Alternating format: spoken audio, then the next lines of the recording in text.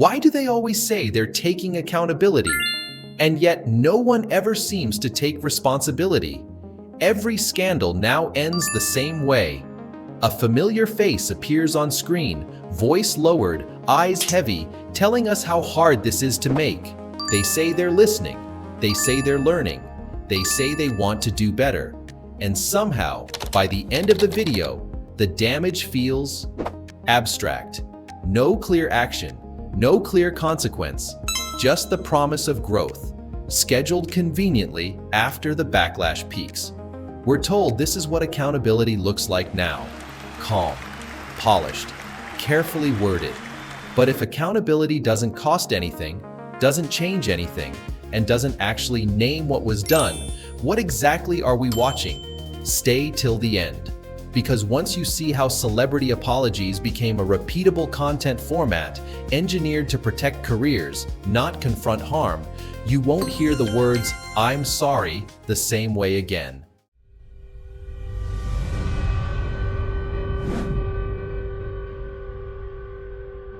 The surface image of a modern celebrity apology is instantly recognizable even before a single word is spoken. The camera is close but not too close. The lighting is soft, forgiving, almost domestic. Gone are the bright studios and red carpets. In their place, a neutral wall, a couch, sometimes the edge of a bed. The setting signals intimacy, not authority. You're not being addressed by a public figure. You're being invited into a moment. This is not accidental. In the first few seconds, the tone is established. A pause, a breath, sometimes a visible swallow, as if the weight of the moment needs to be physically demonstrated. The voice drops slightly lower than usual, slower, more careful. This is the sound of seriousness, the sound of someone who wants to be taken seriously. The apology doesn't begin with what happened. It begins with how difficult it feels to speak. Social media fills in the rest. Screenshots circulate within minutes. Clips are reposted with captions like, "This feels sincere," or "At least they owned it." Reaction videos follow, dissecting facial expressions, tone, body language. The internet becomes a jury analyzing vibes, not facts. And the apology, before it's even finished, is already being graded. What's striking is how consistent the visuals are across completely different scandals. Influencers, actors, streamers, musicians, different industries, same aesthetic, same framing, same emotional cues. It's as if sincerity itself has a visual template, and the audience, having seen it so many times, knows exactly how to read it. Media coverage reinforces this surface narrative. Headlines rarely quote specific actions. Instead, they focus on the apology itself, breaks silence, addresses controversy, responds to backlash. The act of speaking becomes the story. The words don't need to resolve anything. They just need to exist. Once the apology is uploaded, the news cycle can move forward. Comment sections play their role too. Some rush to forgive, some demand cancellation, but both sides are responding to the same performance. The apology becomes a mirror reflecting whatever the viewer already believes about the person. Fans see growth, critics see damage control, and in that noise, the original harm starts to fade into the background. What's rarely shown on screen is context, not legal context, not historical context, emotional context. Who was affected, how long the behavior lasted, whether it was a mistake or a pattern. Those details complicate the narrative, and complication is the enemy of a clean apology arc. Instead, we get generalities. Words like mistakes, learning, journey. The language is deliberately soft-edged, flexible enough to apply to almost anything. It allows the speaker to acknowledge wrongdoing without ever fully inhabiting it. The apology feels complete even if nothing concrete has been addressed. And that's the brilliance of the surface image. It doesn't demand resolution, it demands reception. The audience is placed in a subtle position of power. You're invited to judge not the act but the tone, not the impact but the intention. Forgiveness becomes an emotional reaction, not a moral conclusion. If it feels sincere, it must be sincere. If it sounds accountable, it must be accountability. But this is only the outer layer, the part designed to be seen, shared, and consumed quickly. Because once you look past the lighting, the pauses, the carefully chosen words, a different structure begins to emerge. One that has less to do with remorse and far more to do with survival. Once the apology format proved effective, it didn't stay spontaneous for long. It evolved, it standardized, and eventually it became mythology. In this mythology, the public figure isn't someone responding to harm, they're someone bravely enduring a storm. The scandal is framed not as a consequence of their actions, but as an external force they must survive. Backlash becomes adversity, criticism becomes noise, and the apology becomes a heroic act of vulnerability. You can see it in the language that follows these videos. It took courage to post this. They didn't have to address it, but they did. We're all human. The bar quietly shifts. Accountability is no longer about repair. It's about exposure, about showing up emotionally, not changing behavior materially. PR teams understand this instinctively. Modern apology statements are rarely written to clarify facts or accept liability. They're written to reframe identity. The goal isn't to say I did something wrong. The goal is to say I am the kind of person who reflects, learns, and grows. Once that identity is reestablished, the specifics become negotiable. This is where carefully curated quotes enter the narrative. Lines that sound deep but commit to nothing. I take full responsibility. I want to do better. I'm on a journey. These phrases are moral placeholders. They signal virtue without anchoring it to consequence. And because they're familiar, they're comforting. The audience recognizes the script and knows how the story is supposed to end. The myth needs supporting characters too. Friends post messages of support, fellow creators comment hearts and prayer hands, brands release neutral statements about monitoring the situation. Each response adds another layer of insulation. The person at the center of the controversy is no longer isolated, they're surrounded by signals of legitimacy. And then comes time. Time is the most important element of the myth. Silence stretches just long enough to feel respectful, but not long enough to feel damaging. When the return happens, it's framed as reflection, not avoidance. I took some time offline. I've been doing a lot of listening. Absence becomes proof of growth, even if nothing is ever shown to have changed. The audience is encouraged to see this arc as healthy. Fall, reflect, apologize, return. It mirrors the language of self-improvement culture so closely that it feels almost therapeutic. Watching someone take accountability becomes a feel-good experience regardless of whether accountability actually occurred. What's quietly erased in this myth is the people affected by the original behavior. Their pain doesn't fit the redemption narrative. They don't get background music or supportive comments. Their role ends once the apology begins. From that point on, the story belongs to the person apologizing. This is how apology turns into branding. Each scandal becomes an opportunity to demonstrate emotional maturity. Each controversy becomes content, and each apology reinforces the idea that growth is something you declare, not something you prove.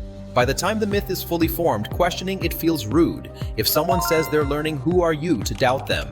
If they've apologized publicly, what more could you want? The language shuts down scrutiny by appealing to empathy. But empathy without accountability is just sympathy wearing a disguise. And this is where the myth starts to crack. Because once apologies are optimized for image, rather than repair the next scandal doesn't feel surprising anymore. It feels inevitable. Once you strip away the mythology, what's left is a system that runs less on remorse and more on risk management. At this stage, apologies are no longer personal decisions. They're operational responses. When a scandal breaks, the first question isn't who was hurt. It's how bad is this going to get? Metrics are checked, engagement is monitored, legal exposure is assessed, brand partners are consulted, and only then does the language of accountability enter the room. This is where the real incentives become visible. Most modern apology videos are designed to do three things at once: lower public anger, avoid specific admissions, and preserve future earning potential. That's why details are scarce. Specifics create liability. Naming victims creates responsibility. Describing actions clearly makes forgiveness conditional. Vagueness, on the other hand, keeps every door open. Notice how often apologies focus on intent instead of impact. I never meant to hurt anyone. That wasn't who I want to be. Intent is safe territory. Impact is dangerous. Impact forces questions about repair, restitution, and consequences. Intent invites empathy without obligation. The timing is calculated too. Apologies rarely arrive at the peak of outrage when emotions are raw and demands are sharp. They arrive after a pause long enough to feel thoughtful, short enough to stay relevant. The goal is to catch the moment when anger starts turning into fatigue, when people are ready to move on if given permission. That permission comes wrapped in emotional language. Tears help, but not too many. Silence helps, but not too long. The balance is delicate. Cry too much and you look manipulative. Cry too little and you look cold. The performance has to land in the narrow space that feels human without appearing strategic, even though it is. Behind the scenes, entire teams exist to rehearse this balance. Crisis managers advise on phrasing. Lawyers remove anything that sounds like an admission. Publicists shape tone. The final product is a carefully engineered artifact optimized for maximum forgiveness and minimal consequence. This is where apology culture becomes especially hollow, because real accountability usually costs something: money, status, access, power. It involves changing behavior in ways that are visible and inconvenient. It often requires stepping back, not rebranding. But in the influencer economy, stepping back means disappearing, and disappearing means losing relevance. Relevance is currency, and currencies are protected. So apologies are framed as growth moments rather than interruptions. This doesn't define me, I'm committed to being better. The narrative pushes forward, always forward, even if nothing underneath has shifted. The system doesn't reward pause, it rewards recovery. Meanwhile, those harmed by the original behavior are left navigating the aftermath alone. Their stories don't trend. Their pain doesn't monetize well. They're expected to accept the apology quietly because the internet has already decided it's time to move on. Forgiveness becomes a social obligation, not a moral choice. And when forgiveness doesn't arrive on schedule, the tone shifts. Critics are accused of piling on. Victims are framed as dragging things out. Calls for accountability are labeled harassment. The language of kindness is weaponized to protect power. We all make mistakes. No one deserves this level of hate. Suddenly, the conversation isn't about harm anymore. It's about civility. This is the most effective trick of all. By reframing accountability as cruelty, apology culture shields itself from scrutiny. It teaches audiences that demanding more is unreasonable and that accepting less is maturity. The bar keeps lowering not because people are less ethical, but because the system is designed to normalize minimal effort. And once you see that system clearly, the question shifts. It's no longer, was this apology sincere? It's, what would sincerity even look like in an environment where saying sorry is cheaper than changing? Because in a culture where apologies are optimized for survival, responsibility becomes optional as long as the performance is convincing enough. Zoom out, and apology culture starts to look less like a series of individual failures and more like a reflection of the environment that rewards them. This isn't just about celebrities or influencers lacking morals. It's about a media ecosystem that confuses emotional expression with ethical action. In a world driven by speed, visibility, and constant output, accountability has been reshaped to fit the logic of the feed. What matters most isn't whether harm was repaired, but whether the narrative was stabilized. Social platforms thrive on closure. Outrage spikes, then collapses. Algorithms favor resolution over reflection, movement over pause. An apology video doesn't just respond to controversy, it resets momentum. It gives the audience a sense of completion, even when nothing has been completed at all. The story feels finished, so the system moves on. Fans play a crucial role in this process. Defending a public figure often becomes a way of defending one's own emotional investment. If you've built part of your identity around supporting someone, admitting they caused harm threatens more than their image. It threatens your judgment. So forgiveness arrives quickly, sometimes aggressively aimed not at healing but at restoring comfort. Media outlets reinforce the cycle by treating apologies as endpoints. Once a statement is issued, coverage shifts tone. They've addressed it, they've apologized. The implication is clear, the moral requirement has been fulfilled. Rarely do follow-up stories ask whether anything changed or whether those affected were actually supported. Accountability is reported as an event, not a process. This normalization bleeds into everyday life. Workplaces adopt apology language without changing structures. Institutions issue statements instead of reforms. Individuals learn that sounding reflective is often enough to avoid consequence. The result is a culture fluent in remorse but resistant to responsibility. What gets lost is scale. Harm is personal, accountability is relational, but apology culture abstracts both, turning them into performances consumed by strangers. The people most impacted are rarely centered because centering them would disrupt the narrative of redemption. And that's the real cost. When apologies become content, they stop being about repair and start being about reputation. When reputation matters more than restitution, harm becomes background noise. And when harm is treated as noise repeating, it becomes easy. The system doesn't need people to be evil, it just needs them to be efficient. And efficiency in this culture looks a lot like saying the right words at the right time to the right camera and moving on. In the end, the strangest thing about modern apologies isn't how often they fail, it's how little we expect them to do. Somewhere along the way, taking accountability stopped meaning change and started meaning performance. It became something you say, not something you show, a tone you adopt, a posture you hold, a brief interruption before business resumes as usual. And maybe that's why these apologies feel so empty.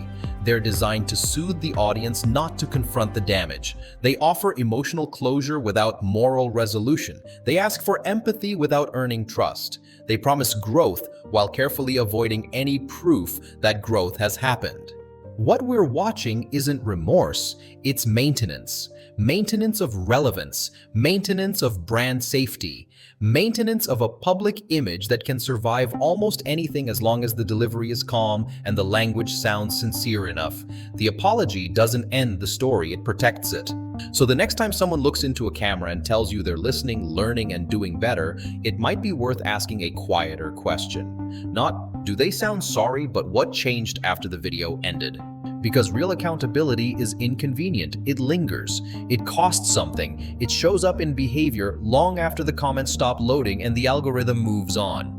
And if nothing changes, if the same patterns repeat, the same harm reappears, the same apologies roll out on schedule, then maybe the truth is simpler than we'd like to admit. They're not sorry, they're just very good at saying it.